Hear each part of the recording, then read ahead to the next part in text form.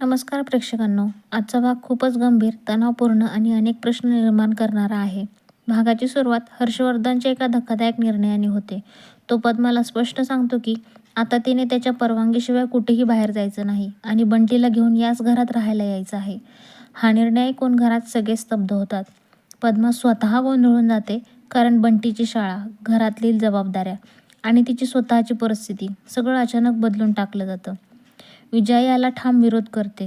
ती हर्षवर्धनला समजावण्याचा प्रयत्न करते की पद्मावर जबरदस्ती करणं योग्य नाही. पण हर्षवर्धन संतापतो आणि उलट विजयालाच गप्प बसवतो. इतकंच नाही तर तो पद्माचा मोबाईल काढून घेतो आणि स्पष्ट सांगतो की जोपर्यंत तो परवानगी देत नाही तोपर्यंत पद्माने कोणाशीही संपर्क साधायचा नाही. यामुळे घरातल्या सगळ्या बायकांना मनात भीती आणि संशय निर्माण होतो. हे सगळं का केलं जाते? हर्षवर्धन नेमकं काय लपवत आहे? हे प्रश्न सगळ्यांच्या मनात घोळू लागतात. इकडे शौर्य शांत असतो, पण त्याला सगळं समजलेलं असतं. हर्षवर्धनचा निर्णय अचानक नाही, तर त्यामागे मोठं कारण आहे. हे शौर्याला माहीत झालेलं आहे. दुसरीकडे पोलीस तपास वेगात करताना दिसतात. इन्स्पेक्टर हळबुट्टे यांची टीम विक्रांत शिर्केच्या मागावर लावलेली असते. मिळालेल्या माहितीनुसार विक्रांत गोव्याच्या दिशेने निघालेला असतो. याचवेळी विक्रांतचे 2 मित्र पोलिसांच्या ताब्यात सापडतात. चौकशीदरम्यान ते बोलायला टाळाटाळ करतात, पण पोलिसांचा दबाव वाढत जातो आणि केस आता फास्ट ट्रॅकवर जात असल्याचं स्पष्ट होतं. इकडे घरात पद्मावरचा मानसिक ताण वाढत जातो. सततचा दबाव, भीती आणि अस्वस्थतेमुळे किचनमध्ये काम करत असताना तिला अचानक चक्कर येते. सगळे घाबरतात.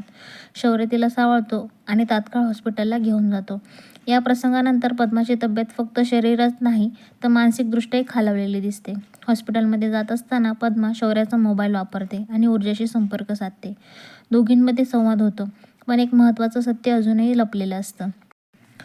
ऊर्जाला अजूनही माहीत नाही की शौर्य हा हर्षवर्धन जहागीरदारचा मुलगा आहे. शौर्य जाणीवपूर्वक हे सत्य लपवतो, कारण त्याला भीती असते की हे कळल्यावर ऊर्जा त्याच्यावर विश्वास ठेवणार नाही.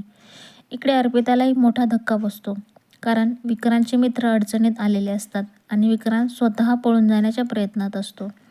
पुढील भागात ऊर्जाचे प्रश्न, शौर्याची शांत भूमिका आणि हर्षवर्धनचा खरा डाव हळूहळू उघड होताना दिसणार आहे. हे सगळं पाहता पुढचा भाग आणखी सस्पेन्सने भरलेला असणार आहे मित्रांनो, जिथे एक सत्य अनेक नात्यांची परीक्षा घेणार आहे. हे चॅनलचा एपिसोड तुम्ही जर पाहिला असेल, तुम्हाला जर रिव्ह्यू आवडला असेल तर चॅनलला सबस्क्राईब करा मित्रांनो. चॅनल नवीन आहे. जर तुम्हाला व्हिडिओ आवडला असेल तर लाईक करा, कमेंट करा आणि चॅनलला सबस्क्राईब करा. धन्यवाद.